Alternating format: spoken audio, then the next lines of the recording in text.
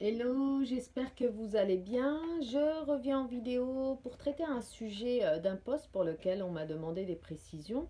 Donc j'en profite pour en faire une vidéo. La relation à l'argent et l'entrepreneuriat. C'est vrai que ces deux notions sont et seront toujours intimement liées. L'entrepreneuriat et l'argent fonctionnent ensemble. Il n'y a pas l'un sans l'autre. Quand tu crées ton business, tu peux être une grande passionnée, mais encore faut-il pouvoir vivre de son expertise. Euh, Là, la question de l'argent est cruciale. Il faut se le rappeler le pourquoi tu fais du business. Il ne faut pas en avoir honte d'ailleurs, c'est pour pouvoir en vivre décemment. Pour certains, c'est source de stress, d'anxiété, de peur. Ces blocages se traduisent par la difficulté d'annoncer les prix de vente à un client, les conditions de paiement non claires, ne pas oser se vendre ou s'afficher sur le marché pour vendre son produit.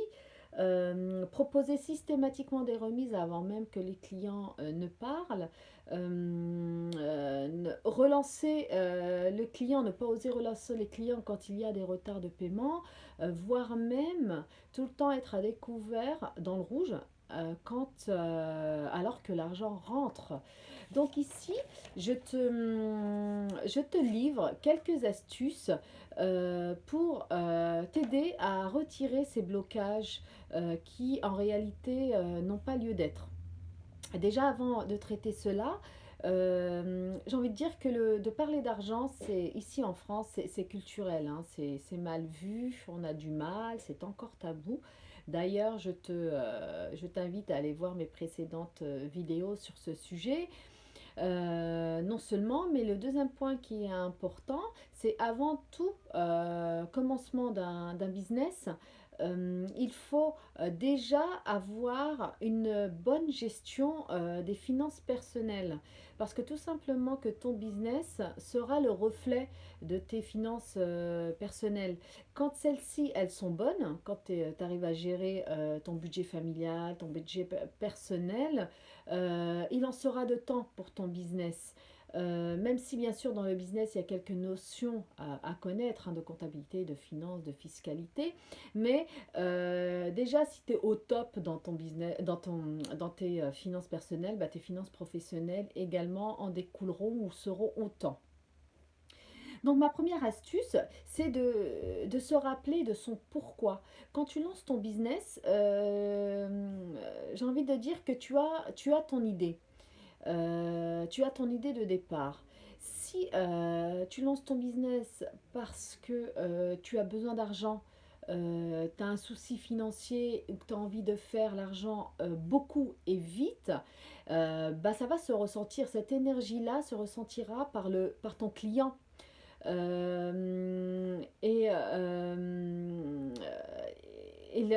Tu auras du mal et tu ne seras pas à l'aise de parler de ton prix et ton client le ressentira pas de façon rassurante. Si tu crées ton business parce que tout simplement tu as une expertise, tu as envie de la transférer, tu as envie d'aider, tu as envie d'apporter une solution à ta communauté, d'accompagner, de transférer un savoir, là non seulement tu as de fortes chances à ce que ton business il soit prospère, mais que ton client et aussi que ton client ressente cette énergie de juste valeur. La deuxième astuce, c'est justement se rappeler la valeur de son produit. Quand tu annonces ton prix, tu es convaincu que le prix est juste. Pour la simple et bonne raison que quand tu reprends la fabrication ou le circuit de production de ta prestation de service, ça peut être une formation, ça peut être une marchandise, tu connais ta matière première, le temps que tu as passé dessus, c'est la composition, l'écriture, la diffusion sur les places de marché, la diffusion sur les plateformes de distribution. D'ailleurs, je t'invite à valoriser et à valoriser en euros le coût de tout ce processus. Comme ça te rendra compte du coût et de la valeur réelle de ton produit, non seulement en argent, en euros, mais également en alignement. Tu ne ressentiras aucune gêne à ce moment-là d'annoncer ton prix après ton argumentaire ou tout simplement de fixer ton prix de ta prestation. Troisième astuce, c'est te mettre en position d'offreur. Quand tu proposes une prestation, c'est que tu réponds à une problématique, c'est que tu apportes une solution à un client. Donc, ça ne sert à rien d'anticiper et de te dire déjà qu'est-ce qu'il va en penser. Non, tu fais focus sur la solution, ce que tu apportes à ce client. Parce que même si ce client vient en se mettant un budget minimum dans sa tête, après que tu aies expliqué ou que tu aies raconté toute la solution que tu lui proposes, eh ben, son niveau de valeur peut évoluer. Donc, fais focus sur ta proposition. N'anticipe pas, ne te dis pas qu'est-ce qui se dit dans sa tête. Reste solution. Quatrième astuce, n'en fais pas une affaire personnelle. Quand c'est ton produit, c'est ton bébé, tu l'as créé, et on a du mal parfois à parler de son produit, de sa création, de le vendre. Dans ce cas-là, fais plutôt référence à, à un projet, en parlant de solutions, en parlant de solutions de processus. Et d'ailleurs, mets-le à la troisième personne, ça va t'aider à t'en détacher.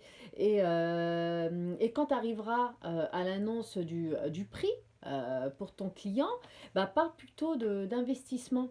Parce que quand on parle d'investissement, tout de suite on réfléchit en retour sur investissement. Et ton client, à ce moment-là, il se positionnera en gain, en position de gain et non en position de perte. La cinquième astuce, c'est faire force de proposition. Ce que je veux dire par là, c'est tu peux avoir un client pour lequel ta solution ne lui convient pas pour le moment ou bien elle est trop chère. Hein. T'en as qui disent bah, c'est trop cher. Soit, accepte sa réponse, laisse-le déjà te répondre. Hein, n'anticipe pas la réponse encore une fois. Et éventuellement, quand il t'aura donné son avis sur ton offre, sur ta prestation, accepte. Si ce n'est pas pour le moment maintenant, ça sera peut-être un autre moment plus tard. Il reviendra vers toi, il en gardera d'ailleurs un bon souvenir. Et c'est certain, il reviendra vers toi, ce client. Si éventuellement c'est une question de prix trop élevé, à ce moment-là, propose-lui des facilités de paiement en 3, 4, 5 fois que tu proposes dans ton offre. La sixième astuce, c'est en termes d'organisation. Se bloquer un moment, un créneau dans son agenda pour traiter tout ce qui est relance client. Tous les clients qui n'ont pas payé ou qui ont un retard de paiement. Encore une fois, ce n'est pas forcément parce que les clients n'ont pas voulu payer. Hein, ne réfléchis pas à la place du client, c'est juste tout simplement parce qu'il a peut-être oublié, ou peut-être il a eu un décalage de trésorerie, enfin que sais-je. Mais toi, prends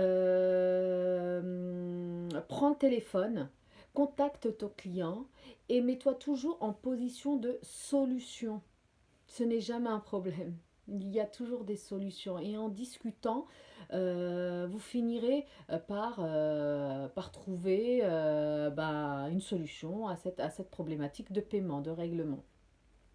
La septième astuce et la dernière, c'est, je le rappelle tous les temps, c'est que branche-toi sur la fréquence de l'abondance. dis-toi que c'est juste magnifique de pouvoir partager aux autres son expertise, ce qu'on connaît. C'est faire, c'est se placer en, place-toi en position de don, de donateur.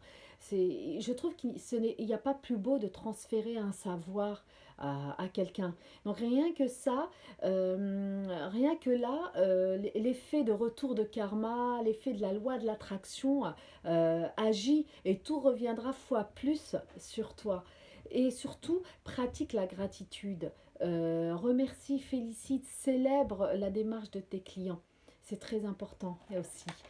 Voilà pour ma vidéo. J'espère qu'elle t'aura plu, qu'elle t'aura apporté quelques plus. En tout cas, n'hésite pas à commenter, si tu as des questions, bon, à me les poser.